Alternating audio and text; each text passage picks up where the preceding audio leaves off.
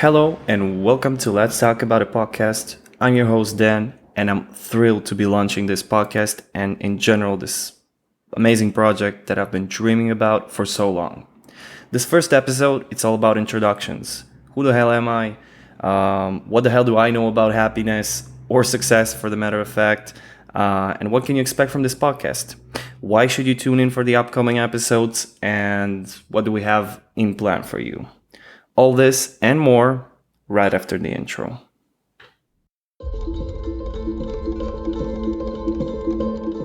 Life is not easy. It is not. Don't try to make it that way. Life's not fair. It never was. It isn't now, and it won't Said ever you be. can fail at what you don't want. So you might as well take a chance on doing It's what about you how want. hard you can get hit and keep moving forward. How much you can take. If you see it in your mind, you can hold it in your I want to hand. remind you to continue to dream and dream big. Let me tell you something, visualizing your goal and going after it makes it fun.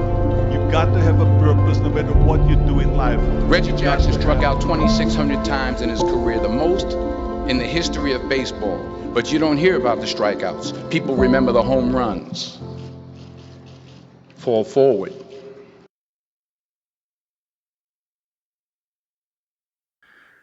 So, as promised, a little bit about me. So, my name is Dennis. I'm 27 years old. I love to dance. I love sports. I love people, interacting with them, working with them, meeting new people, social interactions. But my biggest dream is probably to travel the world. I would like to see every single corner of it, to experience the beauty, the cultures, the history, whatever it involves.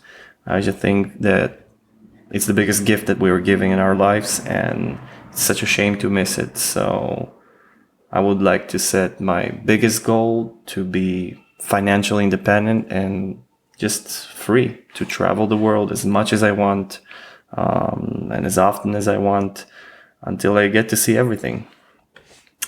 But obviously we're not just here because of that.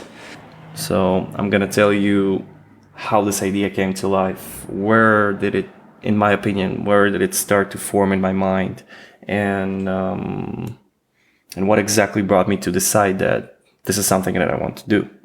So to do that, I'll have to rewind a little bit backwards, back to when I was 20.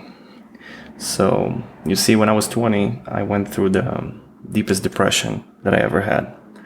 And it was combined of a lot of factors that was just brought down on me together until one last thing just kind of broke me down like a straw that broke the camel's back. So to do that, we need to go backwards to the year 2015. I was 20 years old. I was still in the army, and life wasn't that perfect back then. Because you see, I didn't have any friends. I was disconnected from my best friends from high school due to my situation with my parents that forced me to move out of the house and become independent in the age of 16. And sadly, it was interpreted by my friends as a sign of me thinking that I'm better than them or didn't have time for them or whatever it was. So on one day, they just stopped talking to me. It sounds crazy, I know, but that was the reality that I faced. But I got used to it. I got through it. I'm a very social person, and even though if I don't have friends, then later on, I finished high school, and I went to the army. And in the army, obviously, I needed to have a financial help and to be able to provide for myself and live somewhere. So I had a little bit of help from the army. Most of the time, I just used to work on the weekends when I came home on my vacation days, and just to rip my ass off. If there was any help or support, if it was mental or financial, I probably received it mainly from my grandparents. Because you see, my grandparents were really like my mom and dad figure in life. They raised me since a young age, and they gave me love and warmth and in general, I think they taught me everything I know today, because my parents were busy with providing, or afterwards busy with other things, I guess. So it connects to my story about my grandpa, my hero, actually. My grandpa was really my father figure, my hero. A lot of things that I learned as a man, as a gentleman, I learned from him. He was my example of how to be a man, how to be providing for the house or for our family, how to act, and how to be polite. He even taught me how to do my first dance with a girl when I was in the age of 12. So he really was an amazing person. He was the leader of the Jewish community back in the city that we came from in Ukraine. It was a small town, actually, not really a city, but it still was huge, because imagine yourself, 5,000 people were coming to this specific person with advice or help, or a question, and he always had time for them. He always had time for his family. He was a provider, and besides all that, he even had time to teach dance.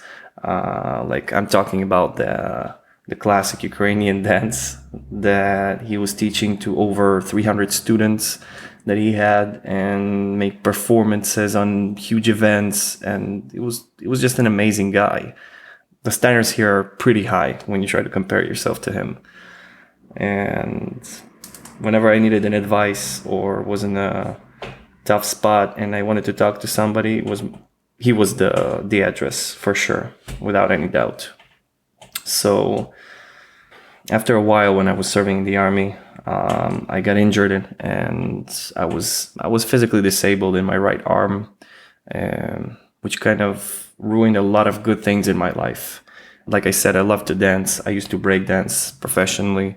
I used to practice Thai boxing and MMA, but that was like a side thing, like a hobby.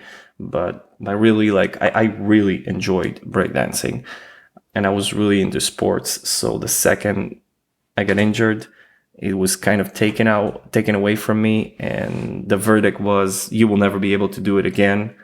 So going through that, being alone and having financial problems and troubles that I didn't feel that I have too much help to ask from anyone, especially my grandparents, who were living from a poor pension here. So I had no choice, just to work my ass off and try to have ends meet. And as time went on, the debt grew. My physical and mental health just went down. I still remember the day when it all went down on me. It was a Wednesday, after I had to come home from the army to my vacation days, and I got a phone call. It was one of the very few phone calls in that time when I talked to my mom, and she just called me and said, "Grandpa passed tonight." And that's it. It was the shortest conversation I think we had. Afterwards, it was just silence, and then we hung up. And I remember that something inside me just broke. I remember just going inside my room in a shitty old apartment that I rented back in the time. I lied in my bed and just stared at the ceiling. At first, it felt like an hour, maybe two, but the more time passed, I started realizing that it's not an hour for sure. I saw the sun go down and up, and eventually I realized that I was there like for a good 2.5 days, just lying there, purposeless, disconnected from anything. I just couldn't move, and that was the sign that something really went wrong. That I would call the bottom, the lowest point that I ever reached. And no matter what I try to compare it to today, this is the lowest point. The fact that I went through it made me realize that, first of all, it's not easy to do alone. In fact, it's most likely impossible to do it alone. there is a lot of things that you need to go through, a lot of things you need to understand to build inside your mind, to create this mindset. And you need support for that. You need people who love you, people who will be there for you. And you need a lot of tools that you need to apply here. These tools are not something that you can take for granted or say, that's a piece of cake, or that's something that I realized or I knew about. It's things that you just need to pick up along the way, you know. Slowly, the idea and the thought of making something like this started to just came to my mind, I think, as I saw myself walking through a path and a process where I was constantly working on my mindset, where I was constantly looking to evolve, to get better, to feel better. That was, I think, the most important thing for me, because when I knew when I feel better, something would change. I will start attracting better things. I will start enjoying my life again. And I will start probably building new relationships, especially after I almost didn't have any left, you know. So it was really important for me to do it, not just to achieve happiness, but to actually survive. So as I went along the way and I did everything I could, read books, listened to people talk about it, motivational speeches, NLP, whatever you name it, coaching. Yeah, I dug up into everything, and I took pieces of information from everywhere. I even reached out to the Kabbalah, which is a huge movement and part in Judaism that actually talks about how we attract, will receive from the universe and from life. And it all starts from our thoughts, from how we program ourselves, our actions, the energies we emit to the universe. And then it somehow connected and drew me to a book named The Secret, which is a huge hit, and it changed millions of people's lives. So slowly I started picking up more and more tools and more advices and more ideas that started shaping and just evolving in some point my thoughts, my mind, my mindset. There are a few things that it's important to understand about this process. The first is that it takes time. It takes time and it takes effort, and most likely it's going to take some failures too, because one does not simply climb out of a bottomless pit and get where he wants to be in one day. Just like Rome wasn't built in one day, it can't happen. That's the first thing you need to take in account. The second thing that you need to understand is that you're going to need people around you, and you're going to need help, and that's okay. And it's not that I'm saying that it's impossible to do alone, because everything is possible, obviously.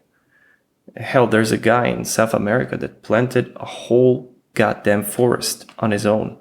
It took him 20 years, and he did it on a daily basis with a lot of effort, and he did it alone. So, hey, if that's possible, the sky's the limit. But in things like that, you're gonna need all the help you can get. And it means surrounding you with people that will help you, that will encourage you, that will motivate you, and they will give you the energy and the mindfulness to do and achieve what you need to do. Now, to those who have trouble to open up, to talk to people, I'm not that different. I'm exactly like that. My best advice will be, try talking to strangers. Strangers are most likely more easy to open up to. These are people that you don't feel any obligation to. If it's somebody that you met in the bar, if it's the bartender, if it's just somebody that you encountered, and you feel that the conversation is going there, feel free to go with it. Open up, talk a little bit about things that usually you don't bring up in a normal conversation with the people that are close to you. You know how they say practice makes perfect? That's exactly the same thing. The more you will practice it, it's like a muscle. You will start doing it better. You will start feeling more comfortable doing it. So that's the first option. Another option, get a pet. I remember that during this darkest period of my life, I got a cat that is still with me. His name is Sam. And he went with me through the most difficult days. And I remember myself talking to him for hours. And as much as it sounds funny, and some people can say that cats don't love, we have the most amazing connection ever. Some people are still amazed how much connected we are and how much affection and love he shows. So that's another possibility, to get a friend for life. He might not give you advice or answer, but trust me, it's gonna be worth it. And the third thing to learn about this is not just to look and focus on where you're going and focus how far you are from your ultimate goal, is to remember to also sometimes look back and look on your steps, retrace it, see how far you have already come. Because just like I said, it's a process. Rome wasn't built in one day, and you won't reach all of your goals in the same day, same week, maybe not even the same year. But remember to appreciate the journey that you've made and retrace your steps. Be proud of it, and remember to look on the upside. Stay positive. Try to look on your past, not just your past. Try to look on everything the same way. When you listen to this same song that you love, and it brings you back to your teenage years, and it's kind of a romantic nostalgia that fills you with. Try to remember this feeling and try to learn how to look the same way on things, not just from the past, but also from the present. Try to experience it in the same way. Now, the best way to do that is to create small habits that will teach you to be more grateful, to be more appreciative, more positive. For example, I made myself a habit of finishing every day with saying at least 5 things that I'm thankful and grateful for. It might be some trivial things like a delicious meal that you had, a small success that you had in a small action or a project that you did. But it also can be big things. Creating this little habit can totally change how you view reality. It will start kind of programming your mind to look for those things, to look for the good, look for the positive. And that's what you need to do. Now, going through this process and understanding that it's not that simple and not that trivial, especially to a lot of people, made me understand that something needs to happen and somebody needs to make it more accessible, more understandable, more simplified. That would be the right word. And more organized for people that won't need to run around looking for it in different places and different sources, and try to focus all of it in one place. That, and probably one sentence that I heard a few years that kind of combines with all of it and creates one beautiful picture with it. When somebody told me the best way to learn something is to try to teach it. And at first, I didn't really understand what he meant. But then, once I got myself practicing it and actually, teaching somebody something, I started to actually see it, started to understand it, and started to experience how much value it gives me to try to teach someone. Besides the fact that it was really fulfilling, because it feels like a mission. Feels like you're doing something important, doing something good, helping someone. But obviously, as much as an egoistic is gonna sound, it's helping me. It's giving me the most value.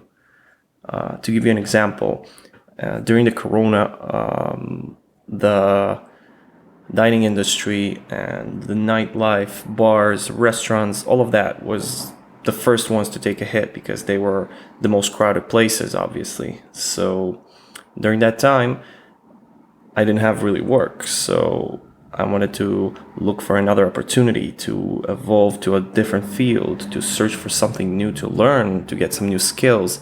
And something attracted me to the field of financials and investments. So that's how I got exposed to the stock markets and trading.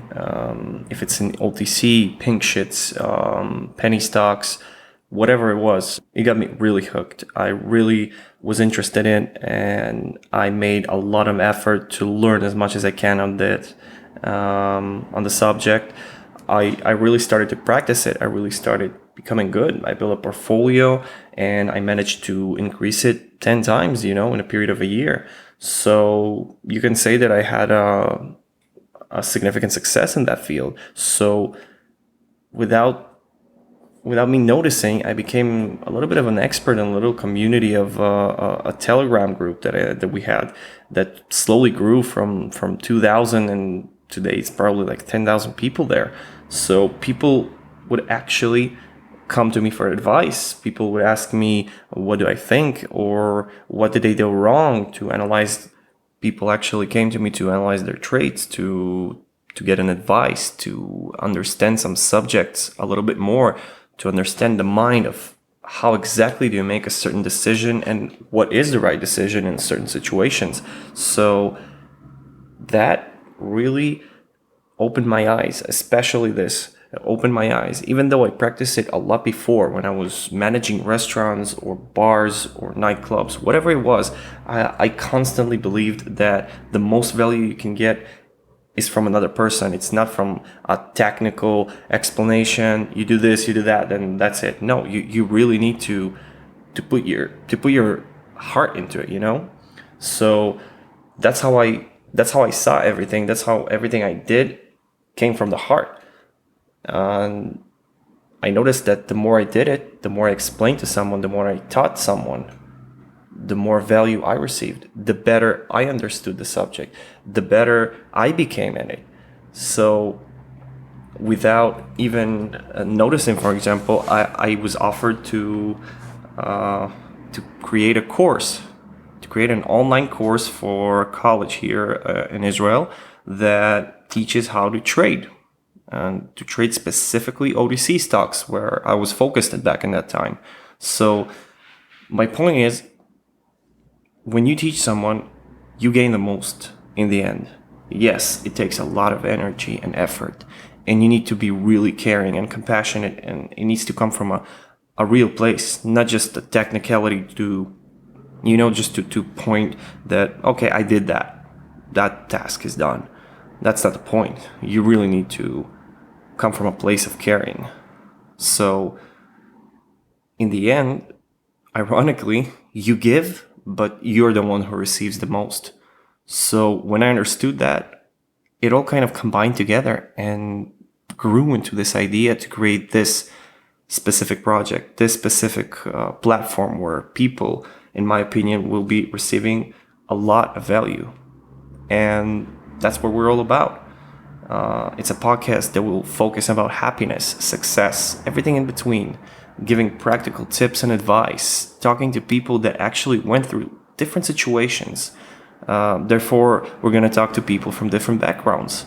It's going to be people with success stories, people with failure stories, businessmen, lawyers, people who made significant decisions about their lives, exited the comfort zone, people who relocated their lives from one country to another.